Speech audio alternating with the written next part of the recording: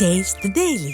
பிரச்சாரம் ஓய்ந்த பிறகு சமூக வலைதளங்களில் ஓட்டு சேகரித்தால் 2 ஆண்டு சிறை தண்டனை விதிக்கப்படும் என்று தேர்தல் ஆணையம் எச்சரித்துள்ளது. முதற்கட்ட மக்களவை தேர்தலுக்கான பிரச்சாரம் இன்று மாலை 6 மணியுடன் ஓய்கிறது. அதன் பிறகு வேட்பாளர்கள் கடைபிடிக்க வேண்டிய நடைமுறைகளை தேர்தல் ஆணையம் வெளியிட்டுள்ளது. இதன்படி இன்று மாலை 6 மணிக்கு பிறகு தேர்தல் தொடர்பான பொதுக்கூட்டம், ஊர்வலத்தையும் நடத்தக்கூடாது.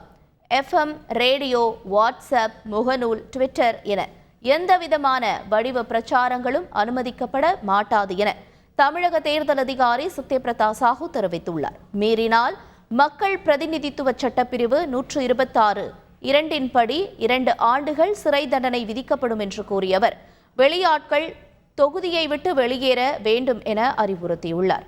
வேட்பாளர்களுக்கு வழங்கப்பட்ட நட்சத்திர பேச்சாளர்கள் உட்பட வாகன அனுமதி இன்று மாலை 6 மணி முதல் செயல்திறன் அற்றதாகிவிடும் என்றும் சத்யபிரதா சாஹூ கூறினார்.